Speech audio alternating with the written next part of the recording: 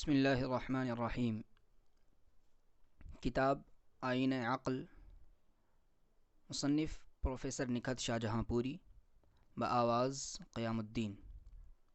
باب حافظ، درمیانی اصول اور اختصار۔ درخانہ اگر کس است، یک حرف بس است۔ سوال: کیا تزکیہ دماغ کے سلسلے میں کوئی ایسی تجویز امداد کے طور پر پیش کی جاتی ہے جو راستے کے طوالت کو اختصار سے بدل دے؟ جواب: اختصار ممکن ضرور ہے مگر آسان اور تسلی بخش نہیں۔ صرف امداد کے طور پر غالباً یہ تجویز مناسب ہوگی کہ بعید از ذہن خیالات کا تسلسل اور اصلی سراغ کا پتہ چلانے کے لیے دماغ کے واسطے کچھ درمیانی درجے مقرر کر دیے جائیں تاکہ اصل مقصد سہولت کے ساتھ حاصل ہو اور تحقیق و تجسس کے راستے میں جو رکاوٹیں ہوں وہ خود بخود دور ہو جائیں۔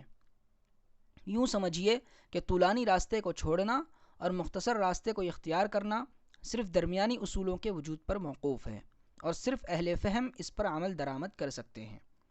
سوال: ان درمیانی اصولوں یا گروں کی نوعیت اور افادیت کیا ہوگی؟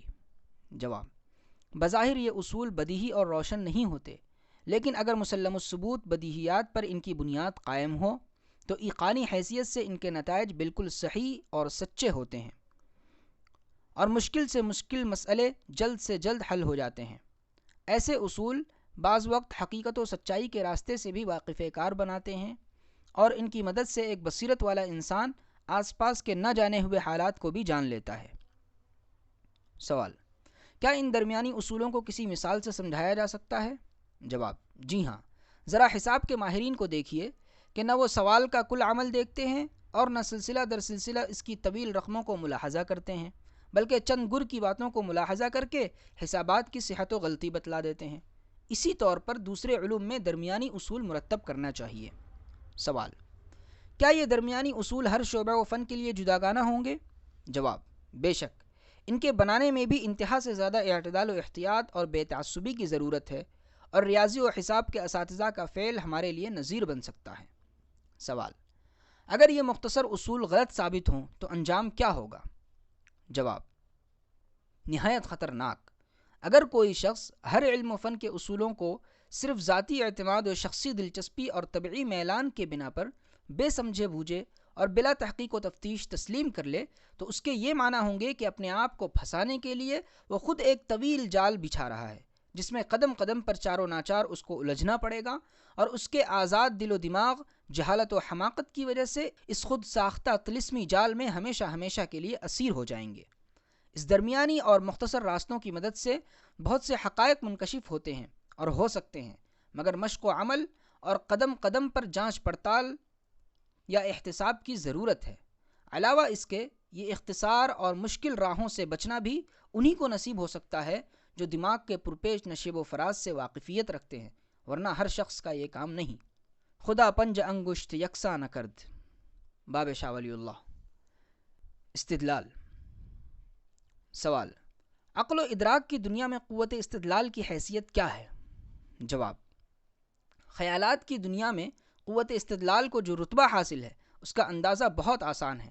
سوسائٹی کے چھوٹے اور بڑے طبقے اپنی اپنی حیثیت و قابلیت کے مطابق اس کے اثرات پر سر تسلیم خم کرتے ہیں، بلکہ یوں سمجھنا چاہیے کہ انسانی اعمال و افعال کو نظری اور عملی حیثیت سے منظم کرنے والی زبردست قوت استدلال ہے جس کے مظاہرے آج سے نہیں بلکہ ابتدائے دنیا سے شروع ہوئے اور جب تک دنیا ختم نہ ہوگی ہمیشہ قائم رہیں گے۔ سوال: کیا آپ بتا سکتے ہیں کہ انسانوں کے عام دماغ استدلال کی خرابی سے کہاں تک متاثر ہیں؟ جواب: بے شک، بلکہ اس باب کا موضوع یہی ہے اور ہم کو یہی بتلانا ہے کہ بنی نوع آدم میں قوت استدلال کی خرابی و کمزوری کس قدر نمایاں اور زبردست اثر رکھتی ہے، یا بالفاظ دیگر یوں سمجھیے کہ انسان کی قوت عقل سے جن فرائض کی امید کی جاتی ہے وہ حسب منشا کیوں نہیں سر انجام پاتے ہیں۔ مگر ذرا صبر و سکون کے ساتھ غور کیجیے، اس لیے کہ یہ مسئلہ بے حد پیچیدہ ہے اور اسی سبب سے اس پر غور و خوض کی بھی زیادہ ضرورت ہے۔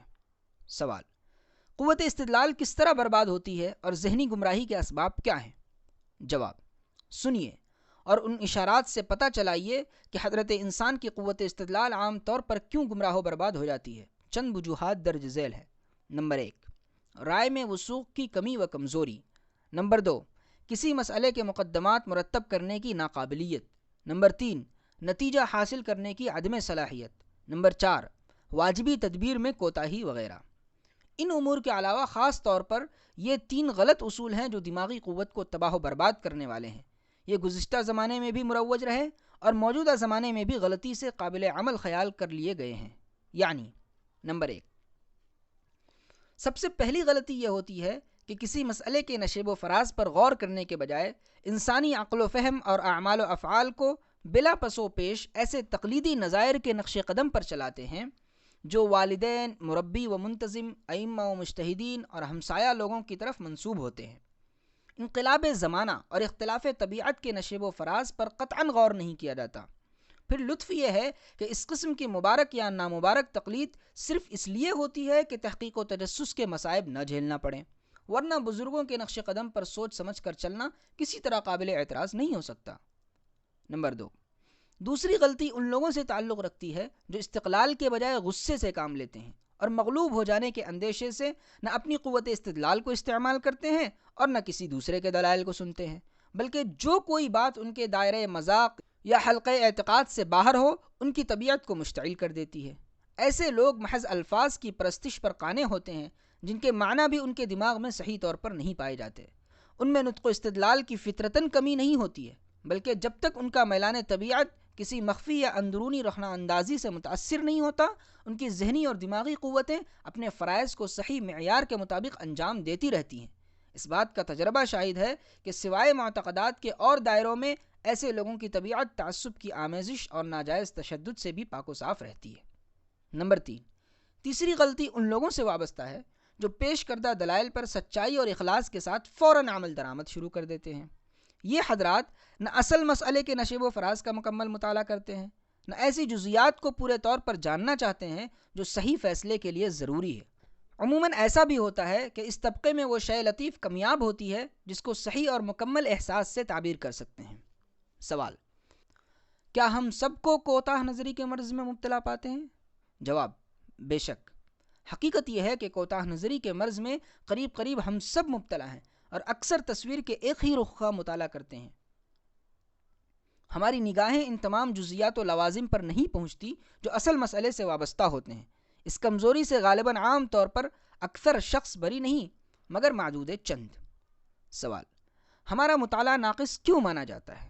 جواب: اس لیے کہ بعض جزیات ہی کا مطالعہ اور بعض جزیات ہی کا علم ہوتا ہے، اور ایسی صورت میں تعجب ہی کیا جو ہمارے ناقص مقدمات اور متعصبانہ نقطہ نگاہ ہم کو اصل نتائج پر نہ پہنچنے دیں۔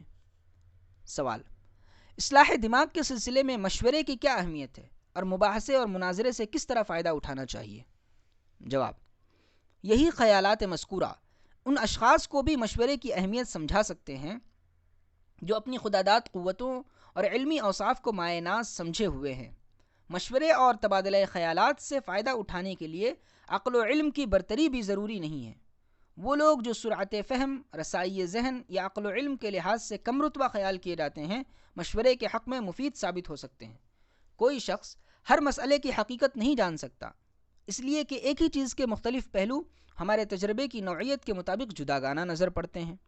بہت ممکن ہے کہ کسی خاص شخص کی وسیع نگاہ ان معلومات پر مشتمل ہو جن کو کسی نہ کسی وجہ سے ہمارے ذہن کی رسائی نہ حاصل کر سکی ہو، اور اگر وہ حاصل ہوں تو ہماری ذہنی قوت اور عقل ان سے اعلیٰ پیمانے پر فائدہ اٹھائے۔ سوال: قوت استدلال سے مزین اور ذاتی اعتماد سے آراستہ اور مشورے پر عمل پیرا کیوں بہک جاتے ہیں؟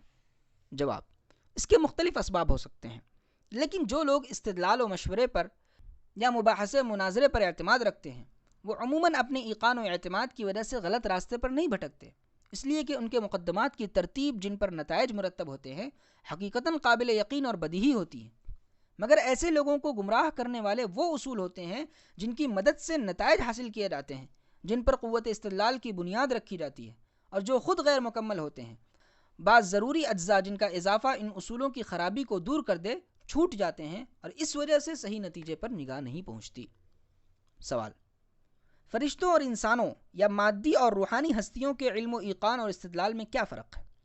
جواب: فرق عظیم الشان ہے، اور اسی سے فرشتوں اور دوسری قسم کی روحانی ہستیوں کی برتری کا راز بھی منکشف ہو جاتا ہے۔ ان میں وہ عنصر مادیت نہیں ہوتا جو ہم میں ہے۔ اس لیے محدود کائنات کے حقائق ان کے علم میں ہوتے ہیں اور ان کی روحانی قوتوں کی جامعیت اور دماغ کی برتری ایک آن کے اندر منتشر اور پیچیدہ رموز کو جمع کر سکتی ہے۔ انسانوں یا مادیت کے پتلوں کو یہ بات کہاں نصیب؟ سوال: کیا روحانی علوم میں استدلال ضروری ہے؟ جواب: نہیں، اس لیے کہ روح کے مشاہدات اور نتائج یقینی ہوتے ہیں اور شک و شبہ کی گنجائش باقی نہیں رہتی۔ انسانوں میں بھی جو کوئی شخص اصول روحانیت کے مطابق اپنے دماغ کو آراستہ کر لیتا ہے، اس کو اپنے مشاہدات کے لیے استدلال کی ضرورت باقی نہیں رہتی۔ بقول مولانا سعید ابو الخیر رحمۃ اللہ علیہ: الساحت دل غبار کثرت رفتن، بزاں کے ہر زہ در وحدت سفتن، مغرور سخن مشو کے توحید خدا، واحد دیدن بود نواحد گفتن۔ سوال: بہت سے تعلیم یافتہ افراد جو واقعی طور پر سچے راستے پر چلنا چاہتے ہیں، اپنی منزل مقصود پر جلد از جلد کیوں نہیں پہنچتے اور ان میں کے اکثر کیوں بھٹکتے رہتے ہیں؟ جواب: ان کی ناکامی کا اصل سبب یہ ہوتا ہے کہ نمبر 1، اول تو ان کے دماغوں میں اچھائی اور برائی کے خیالات تذبذب کے ساتھ ملے جلے ہوتے ہیں، جس کی وجہ سے ہر فیصلہ غلط اور نامکمل ہوتا ہے۔ نمبر 2، دوسرے، اس تعلیمی طبقے کے قدیم و جلیس ایک ہی خیال کے لوگ ہوتے ہیں اور پھر عموماً مطالعہ بھی ایک خاص مذاق کی کتابوں سے وابستہ ہوتا ہے۔ اس طور پر ان کی قوت سامعہ جو کچھ قبول کر لیتی ہے وہ ایک ہی آواز کی صدائے بازگشت ہوتی ہے۔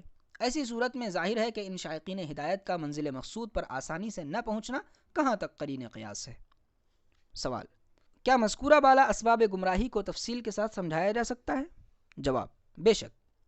یوں سمجھیے کہ یہ لوگ ایک چھوٹی سی سرسبز و شاداب زمین پر آمد و رفت کے خوگر ہوتے ہیں، اسی میں اپنے آپ کو مقید رکھتے ہیں اور جو کچھ اس گوشۂ عافیت میں پیدا ہو قناعت کے ساتھ قبول کر لیتے ہیں۔ ان میں اتنی ہمت ہی نہیں ہوتی کہ علوم و فنون کے وسیع سمندر کی طرف قدم بڑھائیں اور خزانہ قدرت کے بیش بہا جواہرات کا ملاحظہ کریں۔ ان کے تنگ نقطۂ نگاہ کے مطابق تمام دنیا کی خوبیاں، ہر جنس کی کثرت و زیادتی اور زمین کی زرخیزی وغیرہ ان کی چھوٹی سی آبادی میں محدود ہو جاتی ہے۔ یہ بیچارے سمجھ ہی نہیں سکتے کہ دوسری دنیا میں ترقی و تہذیب، اخلاق و تمدن اور علوم و فنون کے اعلیٰ مدارج کیا ہوں گے۔ ایک جزیرے کے رہنے والے جو دیگر اقوام عالم سے ناآشنا ہوں اور عام بنی نوع انسان کے حالات سے بے خبر، یقیناً یہی سمجھتے ہیں کہ ان کی مختصر آبادی تمام عالم پر مشتمل ہے اور ان کے علوم و فنون سب سے فائق و برتر ہے۔ پھر لطف یہ کہ یہ کم سواد بھی تمدن کے ابتدائی مرحلہ طے نہ کرنے کے باوجود محض نادانی اور جہالت کی وجہ سے اپنے آپ کو عقلاء کا سرتاج اور مسرت و راحت کے خزانوں کا مالک خیال کرتے ہیں۔ اس سے ان کو بحث نہیں ہوتی کہ اور لوگوں کو بھی ان کے دعوے تسلیم ہے یا نہیں، مگر حقیقتاً ایک وسیع نگاہ والا اس جزیرے کے عاقل سے عاقل نکتہ داں اور نیچر پرست یا برتر سے برتر سیاست داں اور مدبر کو علم حقیقت کا ماہر اور دنیا کے رموز و معارف کا مبصر کیوں کر خیال کر سکتا ہے؟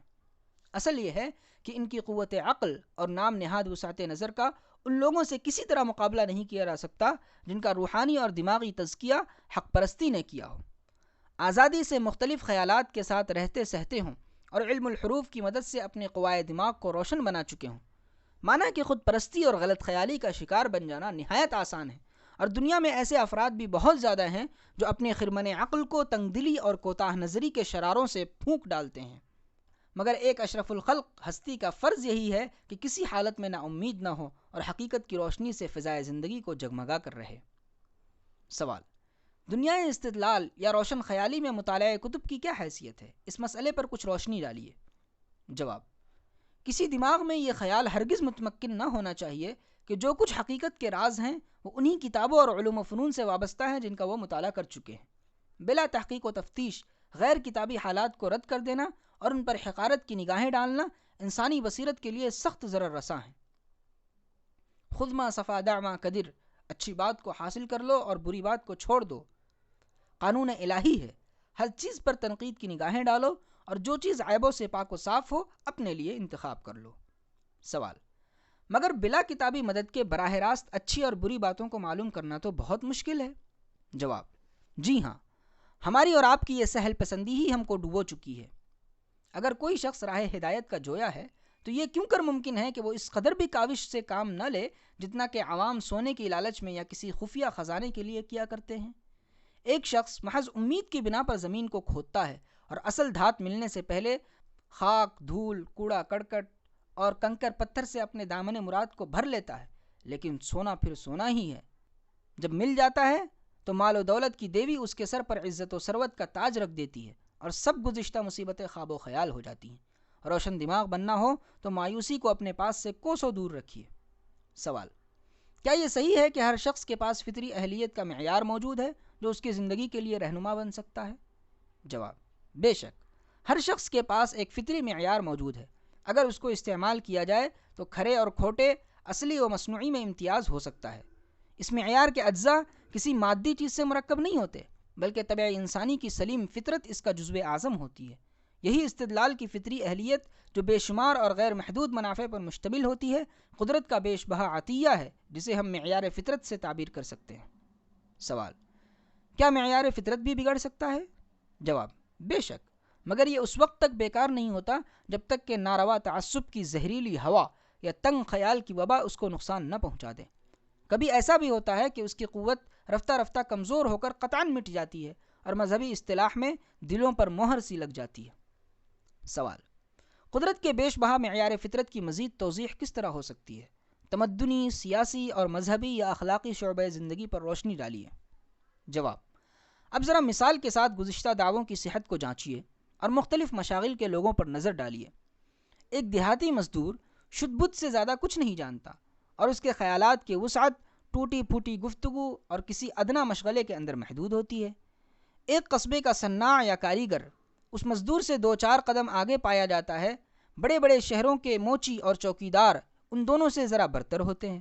اسی طرح ان سب سے بڑھ چڑھ کر کسی قصبے کا وہ زمیندار ہوتا ہے جو کالج چھوڑ کر اپنے مکان پر واپس ہو، اپنے ہمسایوں کے ساتھ شراب و کباب اور سیر و شکار کے مشاغل میں زندگی بسر کرے، انہی کے ساتھ نشست و برخاست اور گفتگو کو محدود رکھے اور اپنی دولت و جماعت بندی کے زور سے، جیسا کہ بالعموم مروج ہے، عدالت و پنچایت کے مقدمے فیصل کرے، ساتھ ہی ساتھ اپنی اعلیٰ دماغی قابلیت کے میدان سیاست میں بھی جوہر دکھلاتا رہے۔ گو یہ شخص جس کی تعلیم دیہات و شہر کے اثرات کا مجموعہ مرکب سمجھنا چاہیے، دوسرے دیہاتیوں اور کاریگروں سے ممتاز نظر پڑے گا، مگر ان اوصاف پر بھی کسی شہری اور متمدن قہوہ خانے کا خوشہ نشین بھی اس سرپرست قوم اور سیاستدان سے برتر ثابت ہوگا۔ یہ برتری اس امر کا ثبوت ہے کہ معیار فطرت کو بلند و برتر بنانے سے برتری نصیب ہو سکتی ہے۔ اس لیے دماغی نشو و نما کے لیے آس پاس کی چیزیں موافق ہونا بہت ضروری ہے، اور اگر یہ موافق نہ ہو تو انہیں موافق بنانا چاہیے۔ سوال: موجودہ کشاکش مذاہب اور فرقہ بندی کو دیکھ کر صحیح رائے پر چلنے والا کسے مانا جائے؟ جواب: مزید تفصیل کے لیے ایک ایسے مذہبی آدمی کا بھی مطالعہ کیجیے جو اپنے فرقے کا نہایت سرگرم حامی ہو، نہ کسی دوسری کتاب کو چھوئے اور نہ کسی مسئلے کے متعلق صرف حسن اعتقاد کی بنا پر بحث کرے۔ اس کے مقابلے میں ایک اور شخص لے لیجیے جو مذاہب کے فرق پر بے پرواہی کے ساتھ نظر ڈالے، رسمی مذہب کو کمزوری کی مستثنیات سے پاک نہ سمجھے، فرقہ بندی اور خاص طریقوں کی ایجاد کو زیادہ تر انسان کے عقل و دماغ کا کرشمہ خیال کرے۔ ان سب امثال میں انصاف خود فیصلہ کر سکتا ہے کہ تمدنی یا سیاسی، مذہبی یا اخلاقی مسائل کی تحقیق و صحت جس کا ہر شخص مدعی ہے، صحیح طور پر کس کو نصیب ہو سکتی ہے اور سچائی کی نعمت کس کے حصے میں آ سکتی ہے۔ سوال: کیا انسان کی فطری قوتیں یکساں ہیں؟ اگر ہیں تو فرق مزاج کیوں ہے اور اتحاد صفات کیوں نہیں؟ جواب: واقعہ یہ ہے کہ ان سب حضرات کی فطری قوتیں قریب قریب ایک ہی سی تھیں، مگر مشق و تعلیم کی آب و ہوا نے ان کی طبیعتوں کو مختلف مدارج پر پہنچا دیا۔ کسی کے نقطۂ نگاہ کی وسعت نے قوت ادراک کی نشو و نما میں دراندازی کی اور معلومات کا ذخیرہ تبادلہ خیالات اور مشاہدات کے ذریعے سے دماغ کو روشن کرتا رہا۔ کسی کی ذہنی قوتیں تنگ خیالی، آب و ہوا ناموافق ہونے کی وجہ سے اپنے فرائض ادا کرنے سے قاصر رہیں، اس لیے عقل کا آئینہ روشن نہ ہو سکا۔ حقیقت یہ ہے کہ یہ سب ذہنی کرشمہ سازی ہماری صفات سے وابستہ ہیں اور ناروا الزامات انسان کی ذات پر لگا دیے جاتے ہیں۔ سوال: کیا یہ اعتراض بجا نہیں کہ اس مختصر سی زندگی اور ان طویل الجھنوں کو سامنے رکھ کر کوئی دماغ روشن اور صاحب بصیرت نہیں بن سکتا؟ جواب: یہ اعتراض ممکن ہے کہ انسان کی مختصر سی زندگی اور ہزاروں ضروریات کو دیکھ کر دماغ کا روشن بنانا آسان نہیں، لیکن بقوم رومی رحمۃ اللہ علیہ ہر کسے را بہر کار ساختن میل او اندر دلش انداختن، اس کا جواب نہایت آسان ہے۔ اول تو ہر مرد و ہر کارے کا مشہور کلیہ تمام دنیا کے نظام عمل کا جزو اعظم ہے۔ دوسرے، جو شخص اپنی سیرت جس قسم کی بنانا چاہتا ہو ویسی ہی اس سے امید کی جاتی ہے۔ اگر کسی آدمی کی طبع رسا سے یہ توقع ہوتی ہے کہ وہ انتہائی مدارج پر پہنچ جائے گی تو اس کو اپنے دماغ کی آراستگی کے لیے فطرتاً اسباب مہیا کرنے پڑتے ہیں اور مہیا بھی ہو جاتے ہیں۔ اسی طرح اگر کسی کا جذبہ طلب صادق ہو تو اسے موقع بھی مل جاتے ہیں، فرصت بھی میسر ہو جاتی ہے، اور ایک دن وہ آتا ہے جب کہ طالب اپنی محبوبہ مراد سے ہم آغوش ہو جاتا ہے۔ سوال: اگر جوئندہ یابندہ کا اصول صحیح ہے تو پھر عقل کی دنیا میں ایک طلب صادق رکھنے والے کا ذاتی فرض کیا ہے؟ جواب: اس کا ذاتی فرض یہی ہے کہ تنگ خیالی کی وجہ سے اپنے ماحول کی قابل قدر چیزوں کو نظر انداز نہ کرے اور ان کے فیضان سے فائدہ اٹھائے، مگر اس کا یہ مطلب نہ سمجھے کہ عقلی معلومات حاصل کرنے کے لیے ایک مکمل جغرافیہ داں کی طرح تمام پہاڑ یا عمارات اور مختلف قطعات زمین وغیرہ کی سیر و سیاحت اور ان کا علم لازمی ہے۔ ضرورت صرف اس کی ہے کہ صحیفہ فطرت کا مطالعہ کرتے وقت اس کا دائرۂ مذاق اس شخص کی طرح نہ ہو جو کسی قصبے میں ہمیشہ آمد و رفت کا خوگر ہو، تیلی کے بیل کی طرح چکر لگاتا رہے، مگر دلچسپی محدود ہونے کی وجہ سے ادھر ادھر قدم نہ اٹھائے اور آس پاس کی چیزوں سے نابلد رہے۔ سوال: کیا یہ صحیح ہے کہ روشن دماغ بننا اس قدر دشوار نہیں جتنا کہ خیال کیا جاتا ہے؟ جواب: بے شک یہ دشواری بھی ایک مغالطہ ہے۔ روشن دماغ بننے کو خواہ مخواہ دشوار سمجھ لینا اور مذکورہ بالا اصولوں سے دامن بچانا بزدلی اور کمزور خیالی ہے۔ جو شخص فلسفہ مذہب کے متعلق یا کسی دوسرے شعبے میں مختلف فرقوں کے مصنفین کی تصنیفات دیکھ چکا ہو یا کسی علم کی بہترین کتاب زیر مطالعہ رکھے، اس کے نزدیک بنی نوع انسان کی طبعی خصوصیات اور عام جذبات کا علم یا علمی اور عملی امور میں کسی کی دماغی کیفیت اور اپنی یا کسی کے ذہن کی جامعیت کا اندازہ کر لینا چندہ اہم اور دشوار کام نہیں ہوتا۔ سوال: وہ کون سے اصول ہیں جن کی مدد سے ایک ذی شعور دماغ کی قوت استدلال روشن بن سکتی ہے؟ جواب: ایک ذی شعور انسان کے لیے صرف اس بات کی ضرورت ہے کہ اپنی عقل و استدلال سے انتہائی آزادی کے ساتھ کام لے۔ جب دماغ میں روشنی پیدا ہونے لگتی ہے تو وہ خود ترقی کے راستے پر طبیعت کو لگا لیتی ہے اور ظلمت کی دنیا نور سے بدل جاتی ہے، یا جو کوئی صحیح دستور العمل پر عمل کرے گا تو بھی نور اس کے ظرف کو وسعت نگاہ سے لبریز بنا دے گا۔ اس کی فطری قوتیں آئینے کے مانند جگمگا اٹھیں گی اور حقیقت و معرفت کے منتشر ذرے جو دور دور چمکتے نظر آتے ہیں یکجا ہو کر اس کی قوت عدالت کو منور کر دیں گے۔ اس بات کا تجربہ شاہد ہے کہ جو شخص روشن خیالی اور علم کی جامعیت سے فیضیاب ہو جاتا ہے اس کی گمراہی یا راہ راست سے لغزش قریب قریب محال ہو جاتی ہے۔ سوال: قوت استدلال کو روشن بنانے کے لیے اصل گر کیا ہے؟ جواب: قوت استدلال کو روشن بنانا ہو تو دو باتیں خاص طور پر ملحوظ رکھنا چاہیے۔ نمبر 1، اول تو اس قسم کی بلند پروازی کے لیے جو شخص اپنے دماغ کو آزاد کر دے اور نور حقیقت کا جویا ہو وہ ان مخصوص خیالات و مسائل کا خلاصہ ہمیشہ ذہن میں رکھے جس کے حل کرنے میں اس کی قوت متخیلہ مصروف ہو۔ نمبر 2، دوسرے یہ کہ خود اپنی طبیعت کو اور مخالفین و موافقین کے تحریری و تقریری دلائل کو بلا تعصب جانچے اور کسی کی رائے کو عزت و شخصیت کے باعث یا جانبداری اور عصبیت کے لحاظ سے اچھا یا برا نہ خیال کرے۔ باب ابو علی سینا: ہماگیری و ہمادانی۔ ہرگز دل من ز علم محروم نشد، کم ماند ز اسرار کے مفہوم نشد، ہفتہ دو سال فکر کردم شب و روز، معلومم شد کہ ہیچ معلوم نشد۔ سوال: کیا عقل و علم کی دنیا میں ہمادانی یا علم کی تعمیم بری چیز ہے؟ اگر بری چیز نہیں تو ہماگیری کیوں کر قابل اعتراض ہو سکتی ہے؟ جواب: نہ ہماگیری و ہمادانی بری چیز ہے اور نہ حصول علم کے لحاظ سے مطالعے کی تعمیم، بلکہ اس عنوان کے ماتحت یہی ظاہر کرنا ہے کہ انسان کے لیے ہر شعبہ علم میں مذاق کی وسعت کوئی بری چیز نہیں، بلکہ عقل کی ترقی کے لیے یہ تعلیم نہایت ضروری ہے تاکہ علمی و عقلی نشیب و فراز سے آگاہی ہو اور لوگوں کی چشم بصیرت کو یوں ہی روشنی نصیب ہو۔ مگر یہ مسلک ہر شخص کے لیے اور ہر وقت مفید نہیں ہوتا، پھر بھی دماغ اور ذہن میں روشنی پیدا ہونے کے لیے اسے اختیار کرنا چاہیے۔ سوال: کیا ہمادانی کے راستے مختلف ہیں؟ جواب: بے شک ہماگیری یا مذاق کی وسعت مختلف مقاصد اور مختلف راہوں پر مشتمل ہوتی ہے۔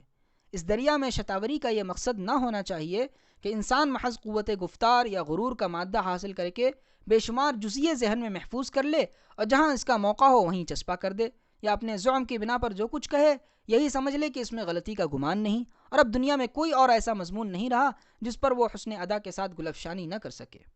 مامی دانیم آنچ مامی دانیم، ایسی قابلیت کا مالک ہونا جس کی مدد سے حقیقت اشیاء کا صحیح اور مکمل علم ہو سکے قابل داد ضرور ہے، لیکن امر واقعہ یہ ہے کہ اس قسم کی ہمادانی کا حاصل کر لینا بجائے خود بڑے حوصلے اور ہمت کا کام ہے۔ این دولت سرمد ہما کسرانہ دہند۔ سوال: کیا شغل ہمادانی کو عقلی حیثیت سے عوام یا طلباء کے لیے عام طور پر اسکولوں یا کالجوں میں تجویز کیا جا سکتا ہے؟ جواب: نہیں۔ جو لوگ اس راستے کے چلنے والے ہیں اول تو گنتی کے ہیں، اس کے علاوہ ان کا وجود عوام کی عقلی نشو و نما کے لحاظ سے نظیر نہیں بن سکتا۔ موجودہ جمہوریت کے زمانے میں اپنے ذاتی مشاغل اور معاملات مذہب کو اچھی طرح سمجھنے کے لیے انسان کے اوقات زندگی یوں ہی کافی نہیں ہوتے، بلکہ روزمرہ کے ذاتی مشغلے اور مذہبی مسئلے بھی جو انسانی فرائض میں داخل نہیں، اکثر حضرات کو اچھی طرح معلوم نہیں ہوتے۔ ایسی صورت میں ہمادانی کا راستہ اختیار کرنا جس کا انجام عدم تکمیل اور تضییع اوقات اور نکما پن ہو، عوام کے لیے کسی طرح قابل عمل نہیں خیال کیا جا سکتا۔ موجودہ نصاب تعلیم کثرت مضامین کی وجہ سے کوئی ماہر فن نہیں پسند کر سکتا، بلکہ یہ سب انبار در انبار مضامین ہمادانی کی سعی الی حاصل کا نتیجہ ہیں۔ اس لیے ہماگیری کے راستے پر چلنا نہ ہر شخص کا رویہ ہو سکتا ہے اور نہ عوام میں اس کی اہلیت ہے۔ سوال: وہ کون لوگ ہیں جو ہمادان بن سکتے ہیں؟ جواب: صرف وہ خاص افراد جو فرصت کی دولت سے مالا مال ہیں اور دوسرے مشاغل سے برطرف ہو کر اس میدان میں دوادوش کر سکتے ہیں۔ ایسے ہی لوگ اس میدان کے مرد بن سکتے ہیں، مگر اس میں بھی نشیب و فراز ہیں، اس لیے ان بیچاروں کو صحیح رہنما اور باقاعدہ نظام عمل کی ضرورت قدم قدم پر پیش آتی ہے۔ سوال: ہمادانی کے خاص فائدے کیا ہیں؟ جواب: اگر علم کے ایسے شعبوں میں تھوڑی تھوڑی دسترس ہو جو انسانی فرائض میں داخل نہیں ہیں تو ذہن کو بہت فائدے پہنچتے ہیں۔ نمبر 1، دماغ رواداری کا خوگر ہو جاتا ہے۔ نمبر 2، ہر قسم کے مفید خیال بغیر ہیجان و کشمکش دماغ میں جمع ہو جاتے ہیں۔ نمبر 3، خیالات کے باہمی ربط اور نسبت پر تنقیدی نگاہ ترقی کر سکتی ہے۔ نمبر 4، دماغ میں آزادی کی روح پیدا ہو جاتی ہے۔ نمبر 5، قوت عقل عشق حقیقی کے میدان میں سرگرم نظر آتی ہے۔ نمبر 6، تحقیق و تجسس کا مادہ ترقی پاتا ہے۔ نمبر 7، دماغ کی رسائی اور فطرت کی تباعی ہر مسئلے کے نشیب و فراز پر جوہر دکھانے لگتی ہے، مگر یہ چیزیں آسانی سے حاصل نہیں ہوتی۔ سوال: کیا یہ ہمادانی و ہماگیری قرآنہ تعصب دور کرنے کے لیے بھی مفید ہے؟ جواب: بہت زیادہ۔ اس ہماگیری سے ایک خاص فائدہ یہ بھی ہوتا ہے کہ مذاق وسیع ہو جانے کی وجہ سے کسی خاص خیال سے اس قدر الفت نہیں پیدا ہوتی جو قرآنہ تعصب کا باعث ہو۔ انسانوں کے حقوق پامال ہو سکیں اور خلاف انسانیت افعال کو اچھی نگاہوں سے دیکھا جائے۔ جو لوگ صرف علم کے ایک شعبے سے تعلق رکھتے ہیں وہ ان کمزوریوں کا اکثر شکار ہو جاتے ہیں، اور ہونا بھی چاہیے۔ سوال: ایک شعبہ علم کے ماہر عموماً تنگ نظر کیوں ہوتے ہیں؟ جواب: صرف اس لیے کہ ان کی معلومات کا جو کچھ سرمایہ ہوتا ہے وہی ان کا اوڑھنا بچھونا بن جاتا ہے۔ دماغ متعلقہ خیالات سے اس قدر مانوس ہو جاتا ہے کہ جس چیز پر نظر ڈالتے ہیں ان کا نقطۂ نگاہ ایک ہی ہوتا ہے، دور کی چیز ہو یا نزدیک کی ان کے لیے یکساں ہوتی ہے۔ ایک کیمیا گر یا علم کیمیا کا ماہر جب گہر افشانی کرتا ہے تو خدائی اصولوں کا بھی صناعی کے کارخانے میں منکر نظر آتا ہے، اور پوٹاس اور پارا وغیرہ کی آمیزش اس کا دین و ایمان ہوتی ہے۔ وہ آکسیجن اور ہائیڈروجن کی مدد سے تمام لا ينحل مسائل کو حاصل کرنے کی کوشش کرتا ہے۔ اسی طرح گویوں کی منطق سنیے تو معلوم ہوتا ہے کہ ان کے راگ اور سر کی تقسیم کے مطابق دنیا کی پیدائش ہوئی ہے، اور جو کچھ ہے وہ ان کا ترانہ ہے۔ بہر نوع یہ نہایت دشوار ہے کہ انسانی دماغ کو تعصب کا مرض نہ ہو۔ سوال: تو پھر وہ ترکیب کیا ہے کہ تعصب کا مالی خولیا دور ہو سکے اور انسانوں کا دماغ وہموں اور کمزوریوں کا مرکز بننے کے بجائے واقعی روشن دماغ کا مظہر ہو، واقعی روشن دماغی کا مظہر ہو؟ جواب: اگر اس مرض کی دوا ہو سکتی ہے تو مندرجہ ذیل چند اصول: نمبر 1، عقلاء کی دنیا کا مساوات اور عدم تعصب کو ملحوظ رکھ کر مطالعہ کرے۔ نمبر 2، ان لوگوں کی اچھائی اور برائی، تجارتی اور حکومتی شعبوں کو بغور دیکھے اور ان کے بنیادی اسباب اور فیصلوں پر سوچے۔ نمبر 3، علم کے مختلف شعبوں میں مناسب طور پر دلچسپی لے۔ نمبر 4، کمی و بیشی یا افراط و تفریط سے قطعاً متاثر نہ ہو۔ نمبر 5، اور اس طرح حقیقی دولت علم سے مالا مال ہونے کی کوشش کرتا رہے۔ سوال: کیا دماغ کی سلامت روی کا یہ نسخہ سن رسیدہ اور نوجوانوں کے لیے یکساں اثر رکھتا ہے؟ جواب: نہیں۔ سلامت روی کا یہ طریقہ سن رسیدہ اشخاص کے لیے کسی قدر مشکل اور کچھ غیر ضروری مانا جا سکتا ہے، مگر نوجوانوں پر وسوسہ دماغ کی تربیت کے لیے اس کی منفعت اکثر کا حکم رکھتی ہے۔ سوال: نفسیاتی اور عقلی علم کا مدعا جس سے آپ بحث کر رہے ہیں صرف علوم و فنون کی تحصیل ہے یا عقلی روشنی؟ جواب: دماغی قوت کی روشنی اس تمام کاوش کا مقصد ہے۔ تعلیم کا یہ مقصد ہرگز نہیں ہے کہ کوئی شخص مختلف علوم و فنون میں تکمیل کی سند حاصل کر لے اور بس۔ اصل مقصد دماغی قوتوں کو روشن بنانا ہے جو ہر مضمون اور ہر مسئلے پر سوچنے سمجھنے کی صلاحیت انسان میں پیدا کر دے اور ہر تاریک راستے کے لیے شمع ہدایت بن سکے۔ سوال: قوائے دماغ کے لیے روح آزادی کی فضا کیوں ضروری ہے؟ جواب: صرف اس لیے کہ اگر انسان کسی خاص خیال کا مدت دراز تک خوگر ہو جائے تو پھر دماغی قوتیں فطرتاً جمود اختیار کر لیتی ہیں اور انہی خیالات سے مانوس ہونے کی وجہ سے دوسری طرف آسانی سے رخ نہیں کرتی۔ اسی لیے تعلیمی زاویہ نگاہ سے یہ اشد ضروری ہے کہ قوائے دماغ کا آزادی کی آب و ہوا میں نشو و نما ہو تاکہ ہماری فطری قوتیں ہر شعبہ علم میں سرگرمی کے جوہر دکھلا سکیں، مشق و مہارت کی مدد سے علم کے مختلف سمندروں میں غوطے لگائیں اور بیش بہا موتیوں سے اپنے دامن مراد کو مالا مال کریں۔ سوال: کیا دماغ کو روشن بنانے کے لیے بیرونی اشیاء کی امداد غیر مفید ہے؟ جواب: یہ امداد بالکل غیر مفید نہیں کہی جا سکتی۔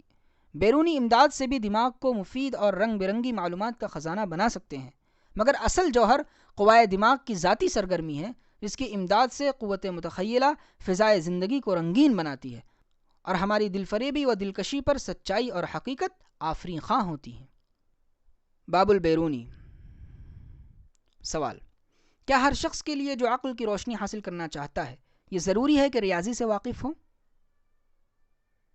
جواب: نہیں، مگر ریاضی کا ایک خاص فائدہ یہ ہے کہ قوت استدلال دماغ کے اندر عادتاً پیدا ہو جاتی ہے اور اسی بنا پر عقل کی تربیت میں اس کو بھی بہت زیادہ دخل ہے، مگر اس کا یہ مقصد ہرگز نہیں کہ ہر انسان کے لیے اعلیٰ قسم کا ریاضی داں ہونا لازم ہو، بلکہ اصل مقصد قوت تنقید و استدلال کی ترقی ہے جو ریاضی کے تھوڑے مطالعے سے بھی فطرتاً پیدا ہو جاتی ہے۔ ان دونوں قوتوں کی ترقی علم زندگی کے مختلف شعبوں میں وقتاً فوقتاً بے حد و بے حساب کارآمد ثابت ہوتی ہے۔ سوال: حساب و ریاضی کے اصول کو دوسرے شعبہ جات زندگی میں کس طرح استعمال کرنا چاہیے؟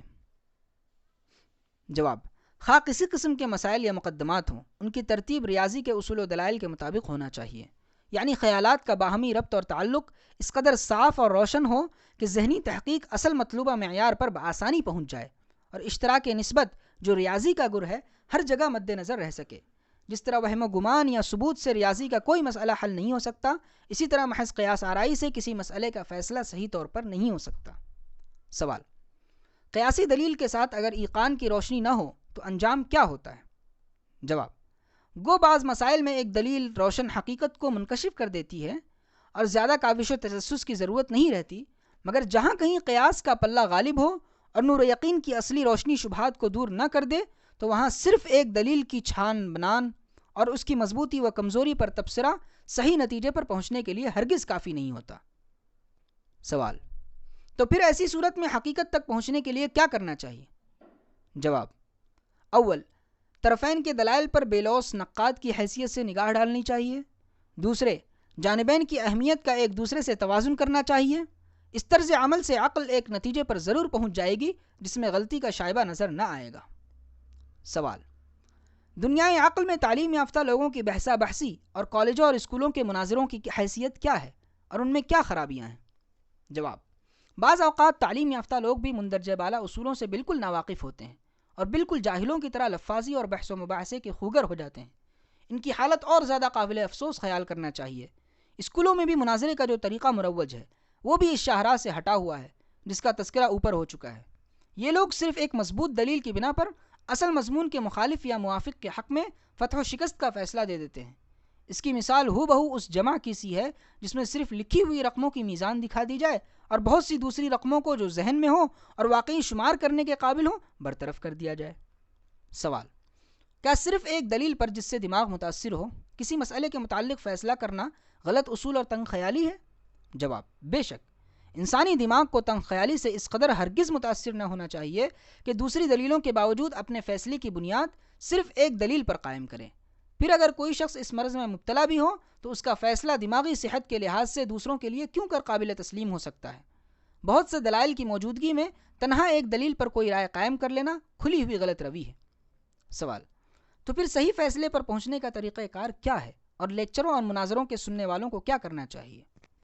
جواب: فیصلے سے پہلے کم از کم مخالفانہ دلائل کو بھی ضرور جانچنا چاہیے تاکہ دماغ کے اندر وسعت پیدا ہو، عقل کو آزادی نصیب ہو اور انسانی عقل جلد بازی اور غفلت و غرور یا بیجا انکسار کے فریب میں نہ پھنس جائے۔ مانا کہ آج کل یہی یک گیر و محکم گیر یعنی صرف ایک رخا دلیل پر فیصلہ کرنا مروج ہو گیا ہے اور موجودہ فیشنیبل اور مغرب زدہ دنیا کا محبوب اصول ہے، مگر محض فیشن کی خاطر جو نہ عقل سے تعلق رکھے، نہ علم سے، نہ سیاست اور نہ مذہب سے، حقیقت کے راستے کو خیر آباد کہہ دینا کوئی عقل والا گوارا نہیں کر سکتا۔ سوال: کیا اس دستور العمل پر یہ اعتراض نہیں اٹھایا جا سکتا کہ ان اصولوں پر عمل کرنے کے لیے ہر شخص کے لیے اعلیٰ تعلیم کا ماہر ہونا یا کم از کم ریاضی اور دیگر علوم سے واقف ہونا ضروری ہے؟ جواب: اس کا جواب یہ ہے کہ اول تو ان علوم کی تکمیل پر قوت عقل کا نشو و نما موقوف نہیں، بلکہ یہ علوم اس کی ترقی میں معاون ہیں۔ علاوہ اس کا بار بار دہرانا اعتراض کرنے والے کے لیے خود موجب شرم ہونا چاہیے۔ جو لوگ خوشحالی اور ہر وقت فرصت سے ہم آغوش ہیں، ان کے پاس ایسے ذریعوں کا نہ ہونا جو ان کو روشن خیال بنا کر زندگی کے اعلیٰ مدارج پر پہنچا دے یا ان کو مکمل انسانیت کا خلعت پہنائے، بجائے خود افسوسناک ہے۔ محض مال و دولت کا مالک ہونا اور روحانی افلاس کی مصیبت جھیلنا ایک صاحب دل انسان کے لیے یقیناً موجب ذلت ہے۔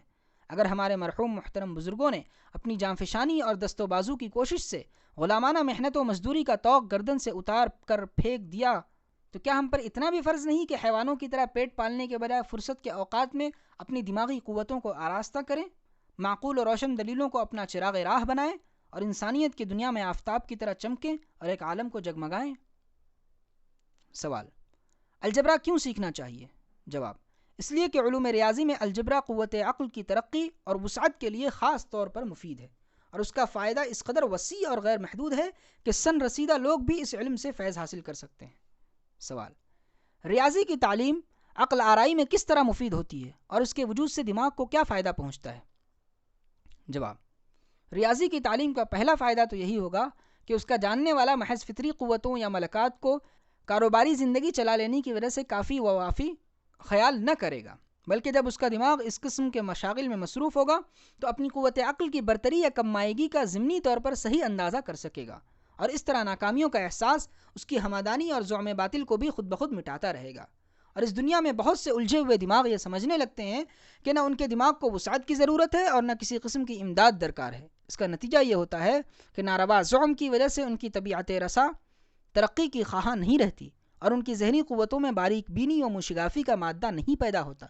اصل میں ایسی گمراہی و بیجا کرشمہ سازی فریب و مغالطے کی بنا پر ہوتی ہے اور اس کا زہریلا نشہ اس وقت تک نہیں اترتا جب تک کہ تشنگی کا راز اور سراب کی حقیقت نہ منکشف ہو۔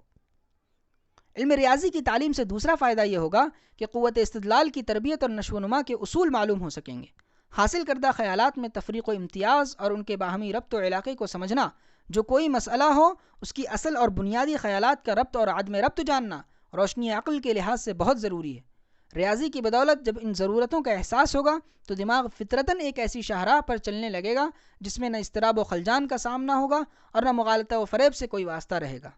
مبصرین کا خیال ہے کہ کیفیات اور مقداری امور کے علاوہ ہر قسم کے مسائل پر صحیح استدلال کے ساتھ جرح و تنقید کے لیے مذکورہ بالا اصول پر عمل کرنا نہایت ضروری ہے، بلکہ جو دماغ اس طریقے عمل سے دور رہتے ہیں ان میں بجز الجھن اور کچھ نہیں پایا جاتا۔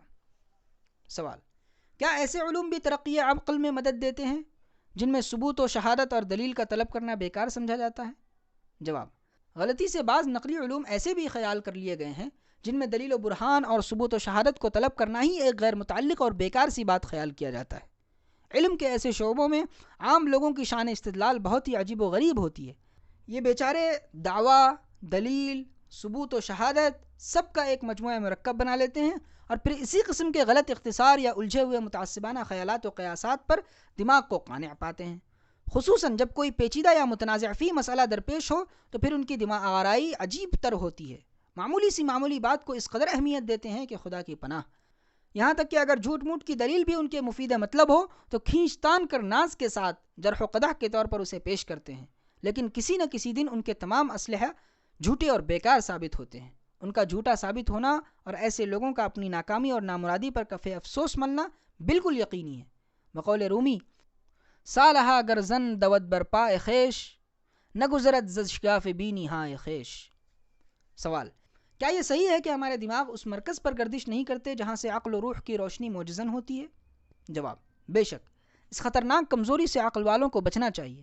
سبب یہ ہے کہ دماغ کو عدم احساس کی بنا پر مرکز پر نہیں چلایا جاتا جہاں سے نور حقیقت کی شعاعیں روحانی پہلوؤں پر روشنی ڈالتی ہیں، اور اسی گمراہی کی وجہ سے اکثر افراد کو حقیقت و سچائی کی جھلک کبھی نظر نہیں آتی۔